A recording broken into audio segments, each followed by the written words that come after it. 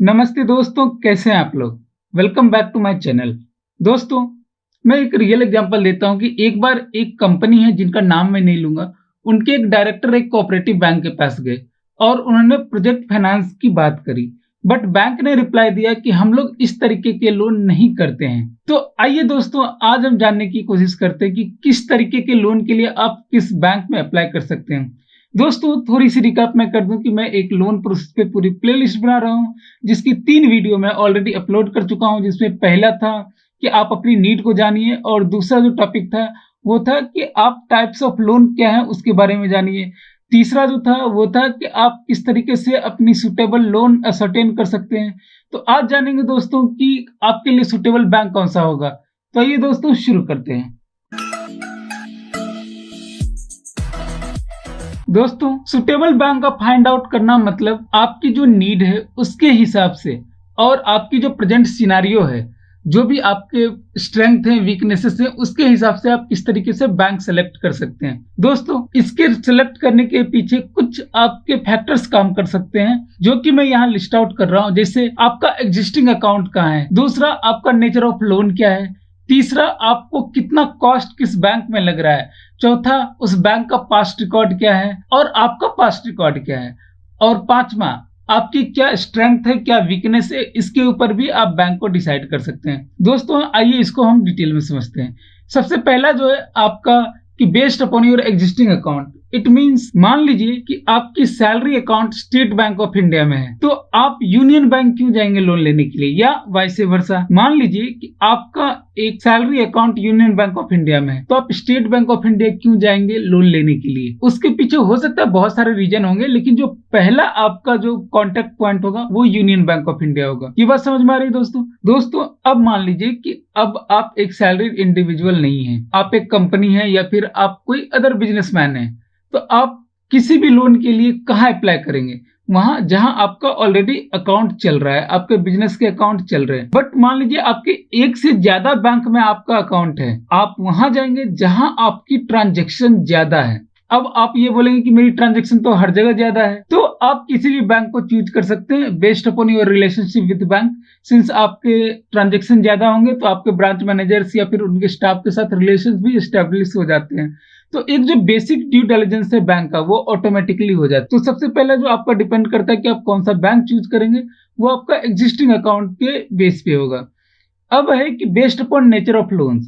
अब मान लीजिए कि आपका महाराष्ट्र कोऑपरेटिव बैंक या फिर दिल्ली नागरिक सहकारी बैंक में एक अकाउंट है, वहां सैलरी भी आती है आपकी, बहुत हैंडसम सैलरी है आपकी, से मान लीजिए 6 डिजिट में आपकी सैलरी है। बट आपको एक बहुत बड़ा लोन चाहिए, प्रोजेक्ट लोन, तो वो आपको नहीं दे पाएगी। उसके लिए आपको किसी नेशनलाइज्ड बैंक या फिर जो बिग प्राइवेट सेक्टर बैंक है वहां जाना पड़ेगा। तो आपकी जो नेचर ऑफ लोन है उस पर भी ये डिपेंड करती है। जैसे मान लीजिए आपको नॉन फंड बेस्ड लिमिट, अब नॉन फंड बेस्ड लिमिट क्या होती है वो आप हमारा पहला वीडियो देखिए, प्लेलिस्ट की link description and I button दोनों पे मिल जाएगी। तो अब मान लीजिए आपको non fund based limit apply करनी है, तो आप किसी कोऑपरेटिव बैंक में या एनबीएफसी में आप अप्लाई नहीं कर सकते। तो आपको कहाँ जाना होगा, आपको जाना होगा नेशनलाइज्ड बैंक या फिर जो बड़े प्राइवेट सेक्टर बैंक है वहां पे। तीसरा है बेस्ड अपॉन कॉस्ट। अब मान लीजिए कि आप जाते हो किसी एक प्राइवेट बैंक में और नेशनलाइज्ड बैंक में, दो ऑप्शन है आपके पास जाने के लिए, तो you must choose nationalised bank. क्यों? क्योंकि इनका इंटरेस्ट रेट कम रहता है। ओके, और जो अदर चार्जेज होते हैं, जैसे मान लीजिए जो हिडन चार्जेज जो आप बोलते हैं, वो भी नेशनलाइज्ड बैंक में कम रहता है। तो ये भी एनालाइज करना बहुत जरूरी है, क्योंकि होता क्या है, जैसे कभी कभी आप हाउसिंग लोन लेते हैं, आप ले तो लेते हैं बट बाद में पता चलता है वह हाउसिंग लोन जो अभी नेशनलाइज्ड बैंक आपको 7 और 7.5% पे ऑफर कर रही है, प्राइवेट सेक्टर बैंक आपको 11%, 12%, 13%, इवन 16% पे भी ऑफर करती है। तो ये भी आपको कंसिडर करना है कि आपका कॉस्ट कहाँ कम लग रहा है। चौथा है बेस्ड अपॉन पास्ट रिकॉर्ड। मतलब आपके मान लीजिए फेलो अगर कोई साथी हैं या फिर आपके कोई कलीग हैं या फिर आपके जान पहचान के बिजनेसमैन ने कहाँ अप्लाई कर रखा है, तो एक जो रेफरेंस होता है वो रेफरेंस आपका पॉजिटिव वर्क करेगा। इसीलिए जहां पे उन लोगों का लोन हो रखा है वहां पे आपको ज्यादा जाना चाहिए। और पांचवा है कि बेस्ड अपॉन योर स्ट्रेंथ। अब मान लीजिए अब नेशनलाइज्ड बैंक में अगर आप देखेंगे तो जो डॉक्यूमेंटेशन होता है बहुत हार्ड होता है। उसके बाद आपको प्राइवेट सेक्टर बैंक है, उसके बाद एनबीएफसी है, उसके बाद फिनटेक कंपनी है। तो अब मान लीजिए आपके पास 3 साल की आईटीआर नहीं है, बहुत सारे लोगों के पास नहीं होती, क्योंकि एक बेसिक डॉक्यूमेंट है नेशनलाइज्ड बैंक में कि 3 साल की आईटीआर वो मांगते हैं।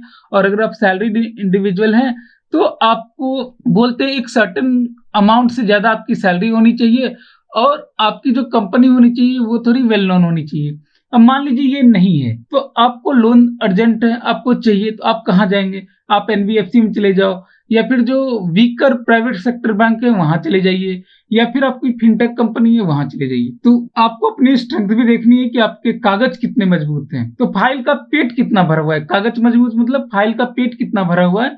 अगर फाइल का पेट पूरे तरीके से भरा हुआ है तो you can go for nationalised bank और बिगर प्राइवेट सेक्टर बैंक। और अदरवाइज आप जो लोअर कैटेगरी के जो प्राइवेट सेक्टर बैंक हैं उनके पास या फिर फिनटेक कंपनी के पास जा सकते हैं, या फिर आप एनबीएफसी के पास जा सकते हैं। ऐसा नहीं कि एनबीएफसी आपके लोन नहीं करती, एनबीएफसी भी बड़े लोन करती है, बट वहां कॉस्ट बहुत ज्यादा होता है, उस फैक्टर का आपको ध्यान रखना है।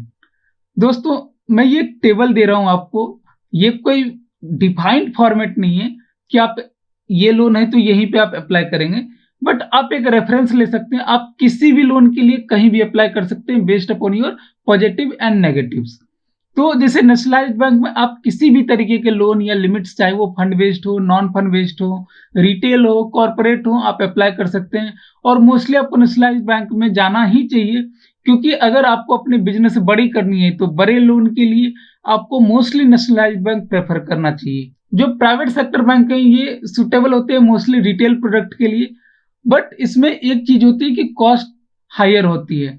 जो प्राइवेट सेक्टर और नेशनलाइज्ड बैंक में जो एक बेसिक डिफरेंस होती है कि नेशनलाइज्ड बैंक में पेपर से बहुत ज्यादा मांगते हैं और प्राइवेट बैंक थोड़े से कम मांगते हैं। बट अगर आपको हर चीज सेफ साइड लेके चलनी है ना, जैसे मान लीजिए आपको हाउसिंग लोन ले रहे हैं, तो अगर आपका लोन नेशनलाइज्ड बैंक से हो गया तो उस पेपर पे कोई भी दूसरा आदमी कभी भी कोई भी सवाल नहीं उठा सकता, क्योंकि nationalised bank each and every chain देख के और हर एक चीज होने के बाद ही वो लोन सैंक्शन करेगी आपकी हाउसिंग लोन।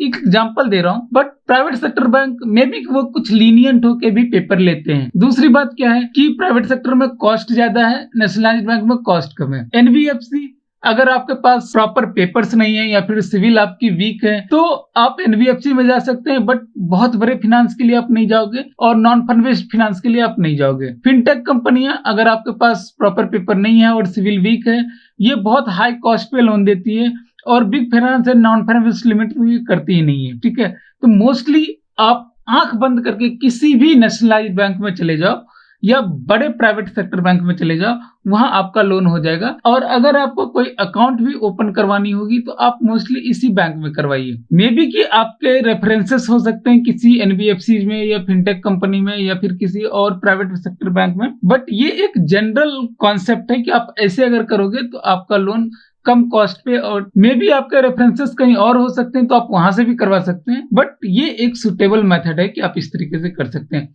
बट एक चीज आप ध्यान रखिए, आप छोटे छोटे लोन हर एक तीसरे बैंक से मत लेते रहिए।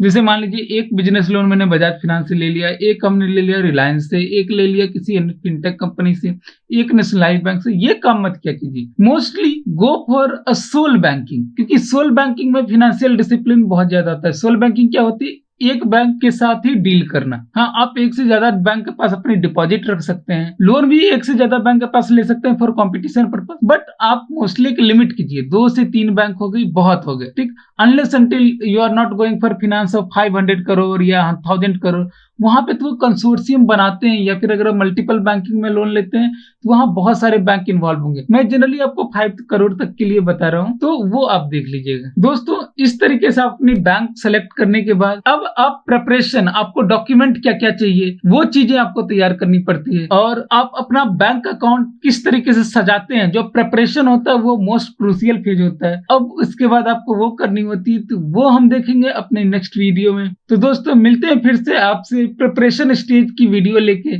तब तक के लिए मेरी तीसरा साइनिंग ऑफ। Thank you.